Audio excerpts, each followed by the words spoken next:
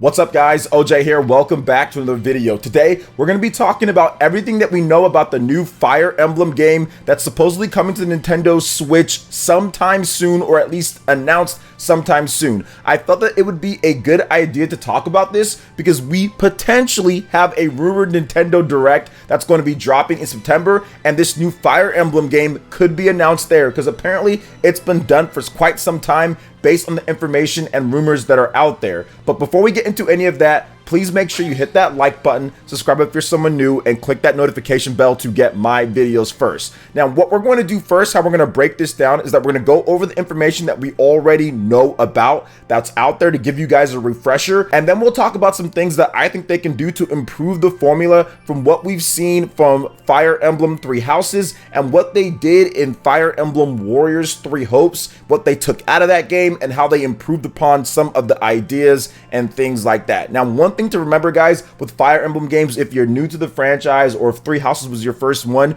usually with Fire Emblem games, every single new game is a completely different thing. Usually it takes place in a different area, you have different characters, you have different things happening. It's not necessarily like sequels, so it's much like Final Fantasy, although there are some games within the Fire Emblem timeline that do have direct sequels. So for example, Fire Emblem Path of Radiance and Fire Emblem Radiant Dawn, those are both of Ike's story, and there's been other ones as well in the past. So usually though, Fire Emblem games do just whole new stories, new continents, new areas, and then they have tie-backs to the previous Fire Emblem games, whether it be like Fire Emblem Awakening and having the descendants of Marth, or other things like that. Now, another thing is that this information does come from Emily Rogers, and Eurogamer is also backing this information in terms of what they've heard. I've also heard a few things here and there independent of what they are talking about here, so it does seem like this information is fairly accurate that we're going to go over here. So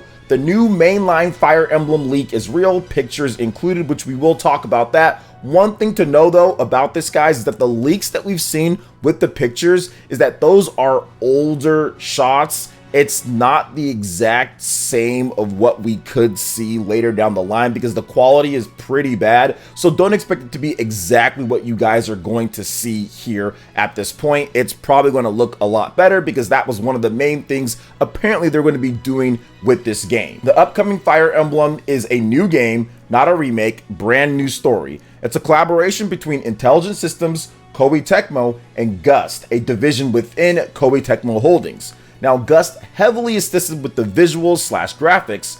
Graphics are an improvement over Three Houses, that is the previous mainline Fire Emblem game on the Nintendo Switch. Now, originally intended as an anniversary game to celebrate Fire Emblem's 30th anniversary, the game has been finished for over a year now. And remember, this article came out back earlier this summer, I think around June or so. Now, here's where Emily Rogers adds in her own 2 cents. She says, "To that information, I can confirm that this is a brand new Fire Emblem game and has been completed for quite some time now.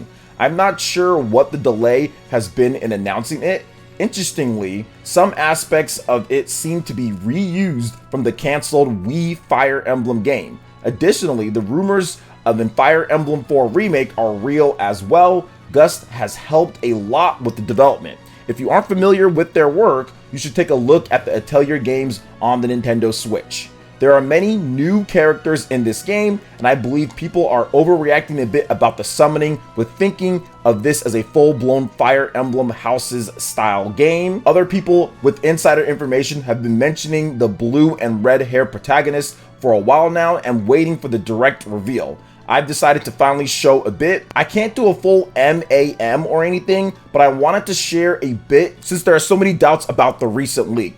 Now for the fun part, take a look at some of the new characters and edit it to add screenshots. They're quite old and obviously not of great quality. Make that what you will." So there is a lot of talk about the leak pics and kind of what's going on. And once again, I've shown you guys this before in different videos that I've had, but I wanted to just make sure that we are on the same page, that we are talking about that and we know all of the information leading into what Nintendo could potentially be announcing very soon here if there is a direct in September. You never know what Nintendo's going to do. You never know what they're going to be planning when it comes to different things. Now, all that being said, once again, this information is a bit older. All that being said, that's everything that we know about the new Fire Emblem game. There is a remake that's also in development, or maybe even done. We've heard that that's going to be Genealogy of the Holy War or Fire Emblem 4. And then there's also a new Fire Emblem game as well, with multiple different studios that are chipping in to make sure that the quality is better from a graphical and presentation performance type of wise. So we have Gust, we have Koei Tecmo, and we have Intelligent Systems. Last time, Intelligent Systems and Koei Tecmo were on it, and now they've added in Gust to help out. And the Atelier games aren't bad graphically on the Nintendo Switch. They look good on the PlayStation 4 as well. And I think that having that extra manpower help lighten the load when it comes to the other things, because Fire Emblem games have tons of mechanics, have tons of quests, have tons of different things going on. You have to program a lot of different things, and I think that sometimes graphics and all that get pushed aside to make sure that the game has enough story and has all the other things that it needs to be a great strategy RPG. Now, there are a number of things that I want to see them improve when it comes to the next major Fire Emblem game, and I will go over those with you guys right here. Greatly improved graphics and performance over Fire Emblem Three Houses. Now, Fire Emblem Three Houses, it's easily the best looking Fire Emblem game from Intelligent Systems by far. From Nintendo, the best looking one, but obviously this series was on the Nintendo 3DS before it got an HD game. And now that we're all the way at this point, graphics and performance aren't the be-all end-all, especially for a turn-based strategy RPG, but having better graphics and performance could open this game up to more people in terms of trying it out. Now, we do know that Fire Emblem Three Houses is the best selling Fire Emblem game by a long shot. It's sold over 3.8 million units, on its way to 4 million. That is huge, and I think that now is the time to strike if you really want to capitalize on what Fire Emblem Three Houses did with a 100 million install base, and with the Nintendo Switch as mature as it is in its life. I think it's time to actually spend that extra manpower and resources and make sure the game looks up to snuff on the Nintendo Switch. We saw what happened with Xenoblade Chronicles 3 and how good that game has looked compared to the previous ones. I expect there to be a similar jump with the next Fire Emblem game compared to Fire Emblem Three Houses. Now, next up on this list is more quality of life features, and I'm going to point out a game here, Triangle Strategy. Triangle Strategy somewhat runs laps around Fire Emblem when it comes to quality of life features. The encampment, being able to grind anytime that you want, being able to access your inventory anytime there, before the battles, in between the story elements, whenever you want, being able to upgrade, being able to talk to your characters in that type of way, made for a much more streamlined and quality experience with the little things. And on top of it, another really cool thing that Triangle Strategy did for quality of life and just understanding the characters and the story, anytime a character is talking, you can press a button and a synopsis or a bio of that character, their affiliation, and their portrait goes up, so you can get more of an insight on that character. Fire Emblem does have that with Three Houses, but you have to go into another sub menu and it can't be accessed at any time like they do with Triangle Strategy. So even having something like that could be a big help to understanding the characters, their affiliation, maybe a little bit of their motivations, and kind of what's going on for just a smoother experience overall, and getting to know all the different characters. I loved those things between the encampment and also the pop-ups for the characters in the games. And there's multiple other quality of life features that Triangle Strategy has just to make the gameplay experience as smooth as possible. So I would love to see Fire Emblem, now with this extra manpower helping out with other things, I'd love to see them kind of incorporate some of those things as well into the next major Fire Emblem game. Now, next up is a less rigid structure that allows for a more enjoyable experience,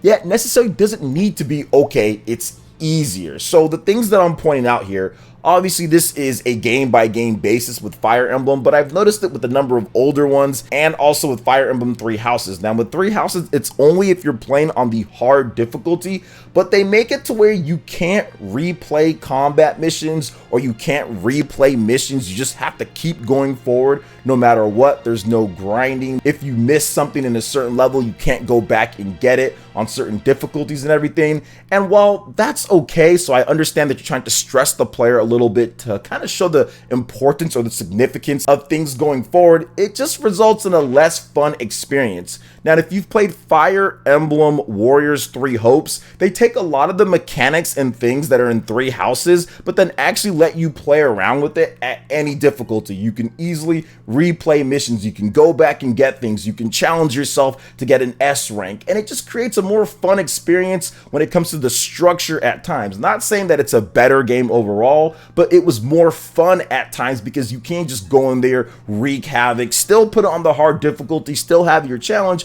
but then go in there, replay things, grind, get what you need to get to have that experience for different types of gamers. I understand what they were trying to do with the hard difficulty and making it to where you have to use your activity points if you're going to play a combat mission and you have to keep things moving forward, but at the same time, it wasn't as fun because of the great mechanics that Fire Emblem has. You want to make sure that you experience everything, but you're constantly micromanaging and juggling activity points and what you're going to do, and it just created an experience that wasn't always the maximum amount of fun. So I think that going forward, it would be great if they actually implemented it where it's a little bit more free range and not so rigid going forward. Still have that great difficulty, still have all those good things that makes Fire Emblem, but at the same time, make it to where it's also fun too and not more of a chore with it. Now, the last thing that I'm going to say here, guys, is more freedom within the game world outside of a hub area. Now, this is something